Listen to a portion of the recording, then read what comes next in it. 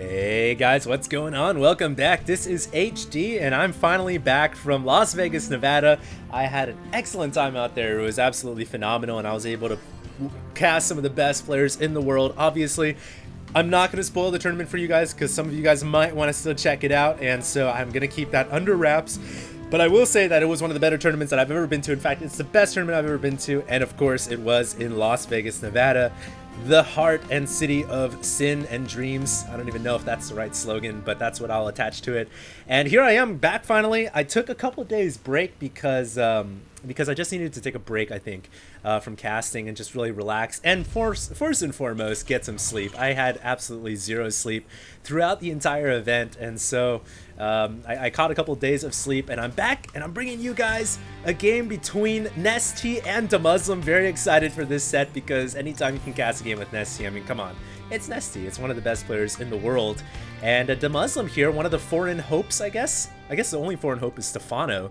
But maybe Damuslim can make a game out of this. This replay was just released a few days ago, and I don't believe this is related to IPL in any which way, shape, or form, so I'm very excited to bring you guys this. And there is no barracks at the front door, so Damuslim potentially going to be going for some cheese here, and he is going to go for some cheese. Double proxy racks time. And I actually picked out this replay because somebody said that there was a little bit of cheese to start this game off with, and I figured what better way to kickstart rebroadcasting on YouTube again than having a little bit of cheese and making things a little bit exciting. So here we go. Damuslim building two barracks right here just outside the proximity of Nesty's base, and Nesty has an overlord, but he is not going to be able to, he is moving in the trajectory of the barracks, and oh, it stopped.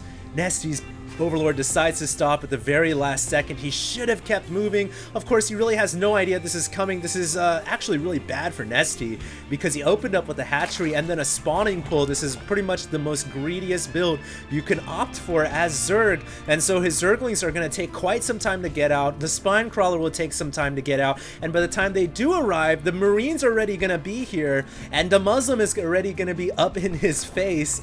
So this is very, very, very interesting, and Damuslim here already kind of coming in with the SCV, but nothing too peculiar because when you see an SCV at this stage in the game, it's not like alarm bells are ringing. That's usually the time when, you know, an SCV scout would make its way inside your base anyways.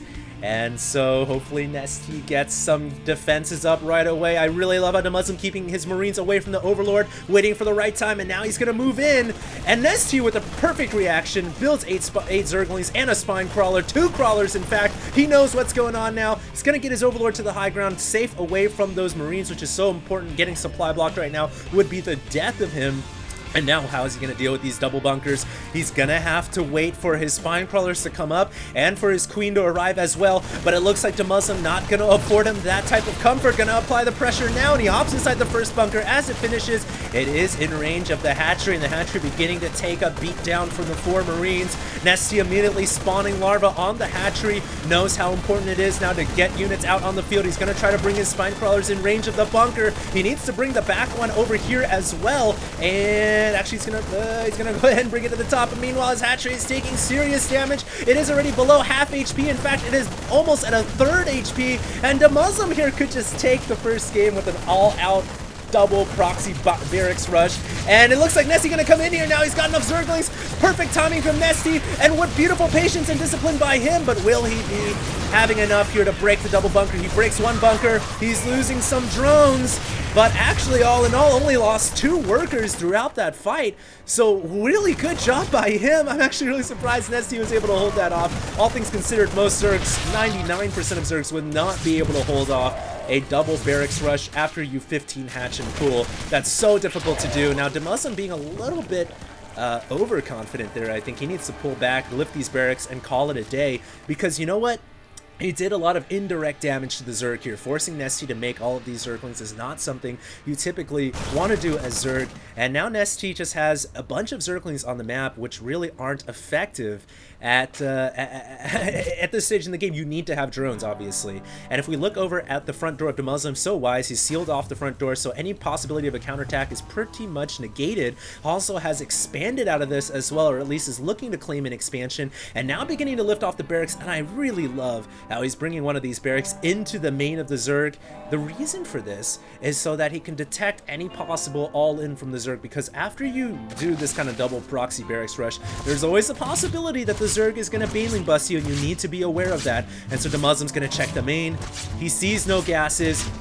Immediately gonna float the barracks over to the top, and will he see anything of importance there? No, there is no gases, although they are coming up right now. He knows now that there is no imminent threat of a Baneling attack, and he can happily do whatever he wants from this point onward, even though this barracks is about to go down. Not a huge critical loss there. And yeah, he just now sees the gases coming up, and he's gonna try to get that barracks out of there, and his response to the lack of gas from the Zerg is, hey, I know you're not gassing up. I know you're not going to have that much tech. I'm just going to throw down another command center and go right into a 3-base situation, and that's really a smart decision by Dumuzlum. Now, looks like a couple Marines still out here trying to keep the barracks alive, I guess. Taking a couple of shots off. Look at how agile and quick Dumuzlum's Marines are. Good control, dropping the comsat as well, and that's going to allow him to recede the creep tumors, and the tumors really providing sight, vision, and as a buffer zone as Zerg. It's always a good idea to take him out, but Dumuzlum maybe overextending just a little bit on the creep, and the Zerglings will claim the day, taking out the remaining Marines. Now, I do want to say, guys, while I was out in Vegas when I was casting, and I was casting live, obviously there's been a lot of constructive criticism out there for my cast, and I just want to say, now that there's a little bit of lull in the action, that I am here always to cast for you guys StarCraft 2, and I do appreciate all the constructive criticism I get, because honestly, at the end of the day, I want to become the best caster for you guys. So, you know what? Thank you so much for, helping me improve, and of course thank you so much to all the fans out there who've always been supportive and by my side. It really means a lot to me, and you know what, look forward, because I'm always going to be looking to improving my cast and delivering you guys the best StarCraft 2 content available. It's really my passion, and it's really my all my energy has been put into it. So thank you once again, guys, and hopefully looking forward to seeing you guys at IPL 5. And of course, big shout out to all the StarCraft communities out there who really make this game possible. Now, getting back to this game at hand here, it looks like Dumuzlum's barracks is going to go back into the main, try to get a full-on scout to see what else is coming up. There is a Baneling Nest and Aspire that just finished on that production tab. Not sure if you guys noticed that. And that is actually pretty huge, because the thing here is Dumuzlum is going for a mech build. I don't know if you guys noticed, but he's throwing down an armory right now. That's a very, very fast armory. That barracks is going to get out of there alive, and he has 3 factories right now, so he is transitioning into all-out mech, and Nesty has come in here with the Overseer, so he scouted this out now. Now, the thing here is when you're playing Zerg and you're trying to combat all-out mech, you need to be able to decide what kind of options you want to go with. Do I go with Mass Muta, or do I go with Mass Roaches? And I'm actually a big fan of just going with Mass Roaches. Mutas, oh, that drone is going to get taken out. Mass Roaches, I think, is much more effective than Mass Mutas, simply from a cost-efficient standpoint. And I think Nessie is probably going to want to throw down a Roachborn pretty soon here. For now, he hasn't quite yet, but in the next couple of seconds, I imagine he will. It's very difficult to pull off Muta Baneling against no bio, really. It's effective against bio and tanks, but they're really not going to see any bio this game at all. So hopefully Nesty makes use of his scouting information here. He is making 6 Mutalisks, and you know what? Mass Mutalisks can be effective as well, but it is very difficult to pull off. We'll have to see what happens. Love the building armor upgrade from Dumuzlum as well. He, building armor is so good against Mutalisks, in fact, because they make the turret so much more difficult to kill. Hold that thought. We have some Hellions running in here, though. Very bold Hellion push from Dumuzlum. No doubt emboldened by the Blue Flame upgrade, but he might get surrounded here, trying to make his way out. That Baneling will detonate on one trailing Hellion, and he's going to make it out of there with most of his Hellions intact. Not a bad job at all by Dumuzlum. That was actually a pretty risky play from him, but he was able to get a couple of kills. But as I was saying, the building armor upgrade, kind of underestimated in StarCraft 2. I think it's a really good upgrade to have, because it also keeps your planetaries and orbitals alive from any type of mass Zerg counter, backstab or run by or anything like that. So it's really nice to have another orbital command or command center coming up here from Dumuzlum. He's going to have 1, 2, 3, 4 bases, all of 2 bases, and at some point here in the near future, it would be pretty wise of Dumuzlum to go ahead and secure the bottom expansion and get up to 3 bases. Likewise, Nesty finally grabbing the 3rd. No doubt that's a byproduct of him finally retaining map control with the mutas he has on the field. And it would not be a bad idea for him to get another expansion. And there we go. Oh, will the drone make it? Oh, just in time, so that drone will make it out, becoming a new hatchery. By the way, guys, on a quick tangent here, I also wanted to go ahead and improve my casting, because I feel like I do have a lot of insight in Zerg, but not so much in Terran and Protoss.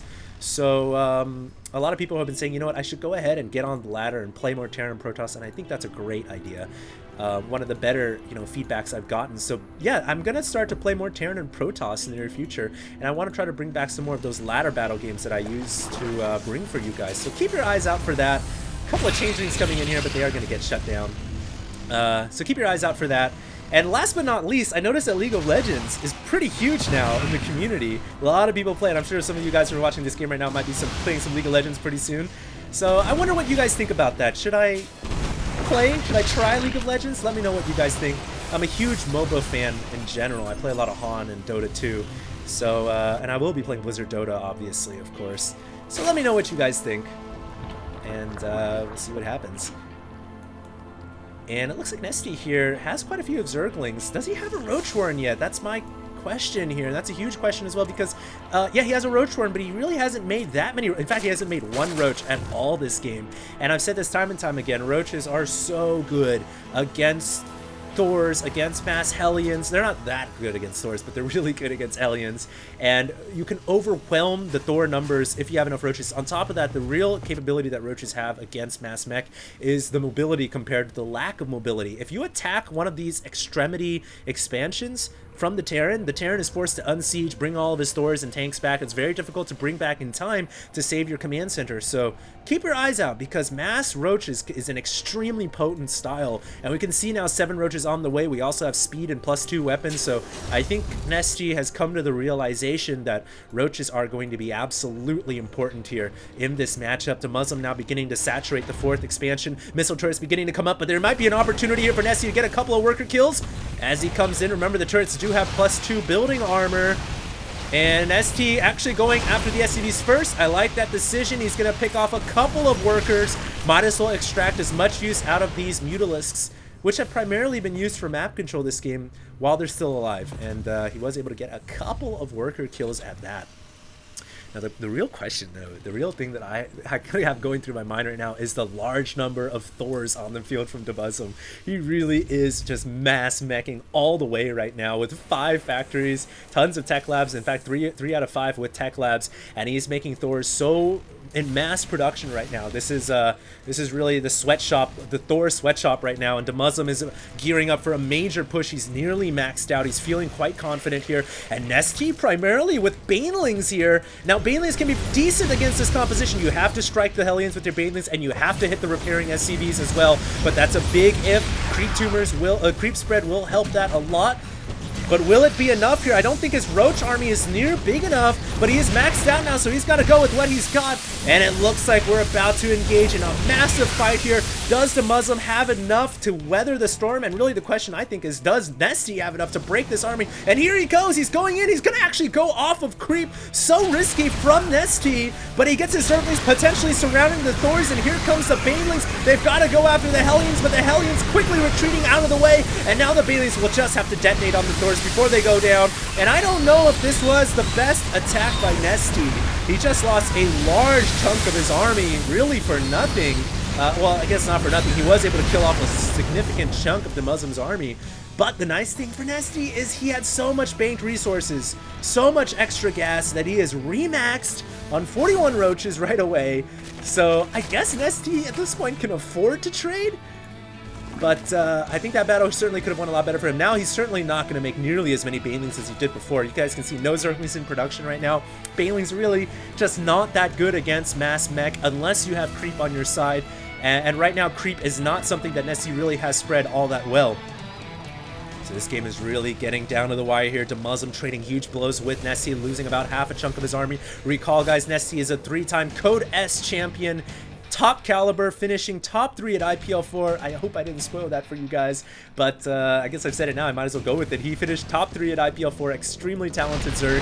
The Muslim, can he be one of the foreign hopes here? Can he be like Stefano? Can he be able to beat Nesty? Looks like Nesty gonna go in here, and I was talking about this before. The Roach backstab here. The Planetary Fortress taking huge damage. The Muslim needs to get all of his SCVs and mirrors repairing right now, but the Planetary Fortress has fallen, and it looks like he's even sending a couple of Roaches down to the pocket. 5 as the Muslim brings back some of his tanks and Thors, but he's losing so many workers on top of the Planetary Fortress kill. 33 workers killed. Nesty now will retreat to the upper extremity of that expansion, and he's actually pretty safe there. He can hide there for some time, and he just finished. He's about to finish Burrow and Tunneling Claws. Tunneling Claws now just finishing, so he can actually mobilize underground at that location as well. Nice blow by Nesty, and we can see he's making 12 Corruptors right now, so pretty soon we are going to have a huge army of Broodlords coming out. What are these Overlords trying to do? Trying to hide the Greater Spire? You can't hide that, man. That's like a huge statue in the middle of nowhere, but it looks like we are gonna have Broodlords coming out pretty soon here. Nesty is maxed out right now though, so you might have to clear up some supply capacity. I love how Muslim also has walled off the low ground here to make it less likely for those roaches to come in. Muslim has got to re-secure that expansion location, bringing in some SCVs here to re-fortify the infrastructure. Does he have an orbital command en route? A lot of factories here as well, just reproducing Thors so quickly. Like I said, it's the Thor sweatshop right now, and he has got 3 Thors, but even more of a sweatshop is a siege tank. 16 siege tanks out on the field right now. Absolutely amazing. And, oh, here comes Nesty. He's going to come down the ramp, going to try to burst his way through the supply depots. There's so many tanks here that the roaches are taking quite a bit of damage, but you know what Nesty's doing right now? He's just clearing up supply for his Broodlords. In fact, he's got 12 on the way right now. This is it's an okay loss for him, and meanwhile, thankfully, he's making Broodlords because it looks like the Muslim has chosen now is the time to strike. There is a Spine Crawler buffer zone that he's got to break through first before he can even hope to do some damage. And meanwhile, look at that, how many Broodlords are coming up right now. Nesty has 11 Broodlords on the way. With that, will make it a 12th Broodlord total, 12 Broodlords total. That is a dozen, and it looks like the ComSat's going to reveal that. I don't know about this. The Muslim has no anti-air. He's only got 1 Viking in production right now, and no Vikings out on the map. He has absolutely no anti-air. He takes out the hatchery, but half of his metal army gets fungled, and the Muslim is in so much trouble right now. These Broodlords are going to town. Oh my goodness, the Muslim takes a base, but loses half of his mech army. I don't know if that's a good trade, and can he make enough Vikings right now? He's trying to produce Vikings 3 at a time right now. He desperately needs to make reactors, but of course that is going to delay the current Viking production, and he's trying to make them 4 at a time right now. But he is being chased back by these Broodlords. He oh so desperately needs those Vikings on the field right now. And those Broodlords are giving chase. Look at the reinforcing line from Nesty. He's making millions of Zerglings. And they're all becoming Banelings as well. So those roaches will have not a shot in the dark to be repaired. Those Hellions are pretty much goners as well. But with this many Banelings, and Nesty is pushing this army to the back. Look at this. The Muslim is going to be cornered into the Valley of Death here. I don't know, man. That might be a good position for him because now it's going to be difficult for the Zerg to surround. And will Nesty commit all of his ground troops through here? Look at the supply. He's winning by 200 over 150. Nesty in a dominating position, sending most of his units up to the north here. I don't know about that. There's not enough. There's no SCVs to kill off there, and these Broodlords taking huge amounts of damage. Nesty now sending in the Banelings, detonating on the Thors. But I think Nesty just made a big blunder there because he had an opportunity, I think, to send everything in at the same time and crush this army. But going in 1 at a time, first the Banelings, then the Zerglings. I cannot believe it. The Muslim is going to make a hold in the corner, the Valley of Death. And of course, Nesty leaving all 12 of his Broodlords just stacked like that for those Thors to just take apart. And look at the Thor upgrades, 2, 3, 3. That's huge. And the Broodlord's not nearly sharing identical upgrades at only 1 armor, 0 weapons.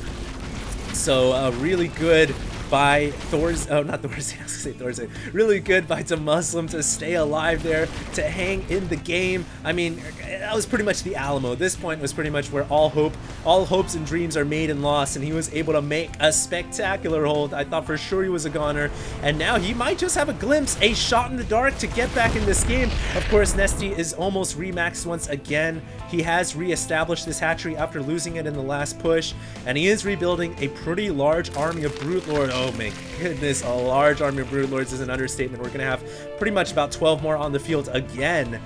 Wow, what a game right here. And the Muslim, he is kind of back into it. If we look at the bases, 1, 2, 3, 4 bases for the Terran, 1, 2, 3, 4, 5 bases for the Zerg. So a very close game economically. 73 workers over 52. But I definitely feel like that last battle, Nesty should have just slammed everything into the Valley of Death all at once. But going in once with the Broodlords, letting half of his Broodlords get shot to hell by the Thors, and then sending Zerglings and Banelings up here, and then sending them back in 1 at a time. Really, I don't know if that worked out too well for Nesty. I can see why he did it, though. He wanted to take out all the SCVs up here, but unfortunately for him, there weren't any SCVs to kill. And I think now Nesty is going to remedy his earlier mistakes, if you can even call it a mistake. And he's going to come in here with all of his forces. Those Zerglings are getting absolutely obliterated, though. Not quite sure what he was trying to do there. Might have to pull back here. Queen desperately trying to transfuse on the border edge of the creep, even an infested Terran here, just for moral support, I suppose. And these Corruptors trading pot shots with the Vikings. The Muslim has been able to build up a decent-sized Viking force. One thing I noticed here from Nesty is he doesn't have any Infestors. He only has a few Infestors on the field here. These two are the only ones he's really got out, and he needs more Infestors right now. He's actually making 5 at a time. Infestors are absolutely vital to this battle, because when those Vikings clump up and try to take out the air from Nesty, he's going to have to land a money fungal to really get back, not even get back, but to dominate this game and to end it and close it out. That's his last obstacle in the way of victory here. But I don't even know if I can say that, because the Muslim has been able to re-macro at a surprising rate. Of course, that's what a 4-base Terran will do to you, and he is maxed out once again. Of course, he upgrades totally in favor of the Muslim. 3-3-3, no doubt that also helped in the last couple of battles for him as well. Nesty's only at 1-1, and he has no roaches, no ground support at all. This is just purely air from Nesty. It's Sky Zerg here, and here's a big battle we've been waiting for. Nesty launches Fungals on the Hellions. He needs to get some Fungals on those Vikings, though. His Broodlords are getting shot to hell. Now bringing in the Corruptors, but if they get too close to the Thors will shred them apart to little itty-bitty pieces. And the Muslim's ground army here is going to win out the battle. Unbelievable.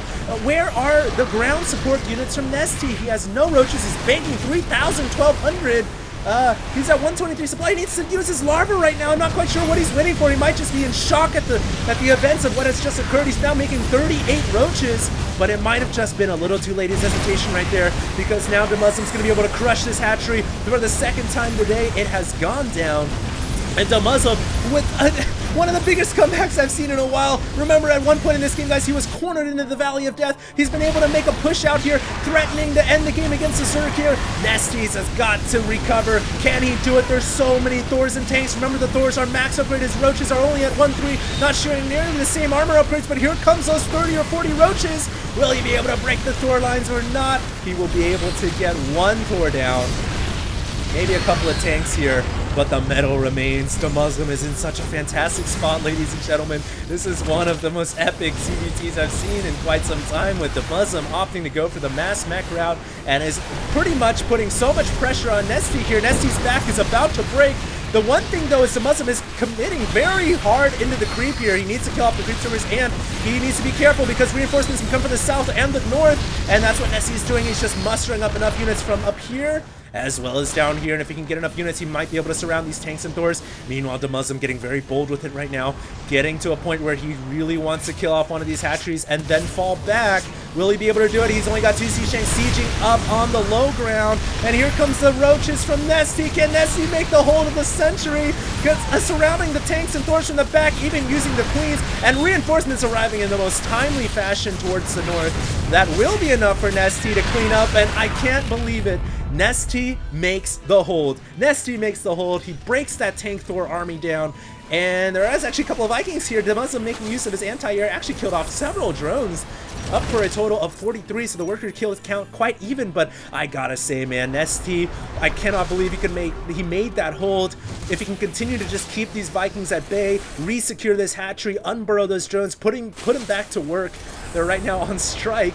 He might just be able to claw his way back into it. It's so close right now, actually. The Muslim re-securing another expansion down over to the top right. One Blue Flame Hellion gets a couple of kills.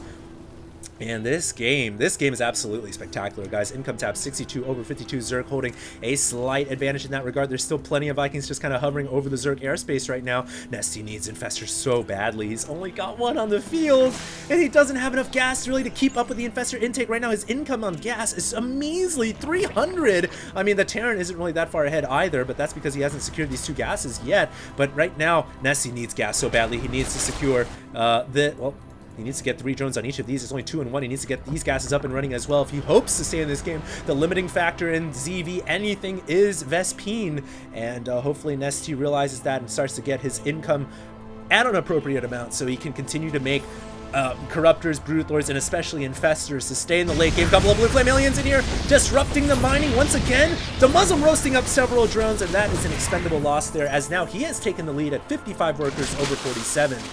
Wonderful job by Dumuzlum, and I recall once again, guys, remember at one point Nesty was ahead at 200 over 160, 150 supply. He cornered Dumuzlum into the corner here. I thought for sure he was going to go for the jugular, and things just flipped. The table flipped, the script flipped almost instantly. That was pretty unbelievable. And will this Infestor have enough energy for a fungal? Not quite yet, though. So those Vikings are actually going to continue to put a dent into the Vespene income for Nesty by killing off yet another extractor, and the Vikings will immediately lift off and get out of harm's way.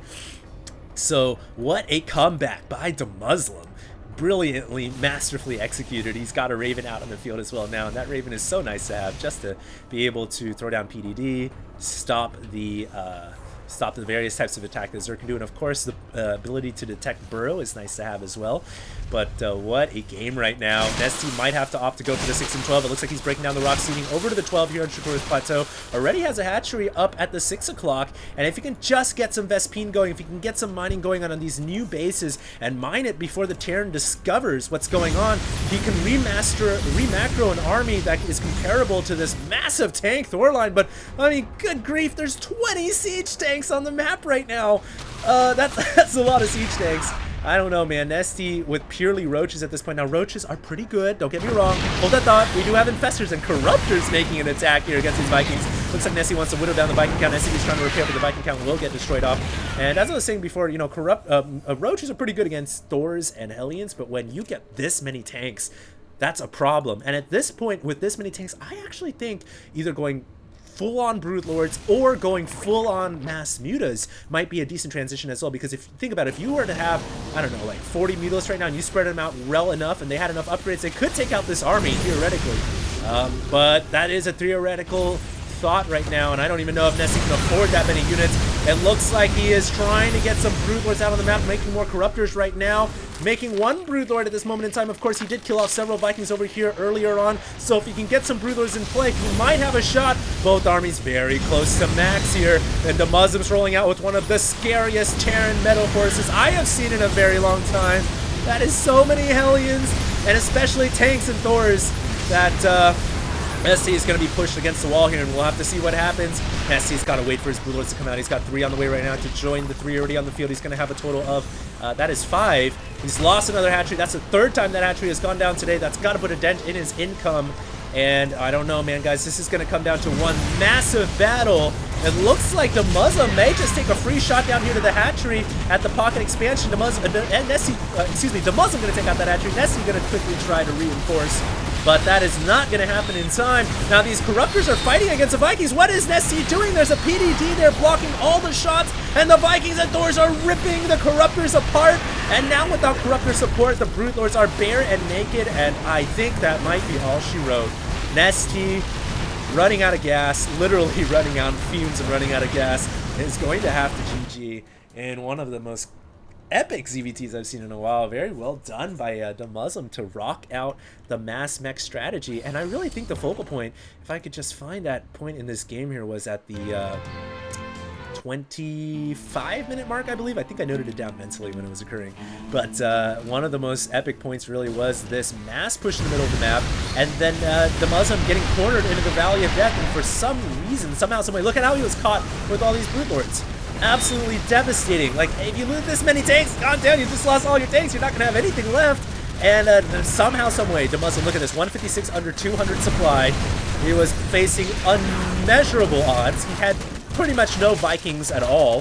Had to back up. And where did he decide to back up to? He decided to back up into the back corner where he's isolated, no way out from the top, south, or to the right, and he was cornered in. And this was the moment right here when Nesty, I think, if he had just slammed everything, and I mean all of 12 Broodlords, all the Zerglings, all the Banelings, into this area here. Yes, the Thors have better upgrades. That's one thing that Dumuzlum had going for him. But if he had just slammed in everything, man, rather than sending the Zerglings and Banelings up to the north, I think he could have just crushed this army. But as it stood, look at how he left the Broodlords naked and bare.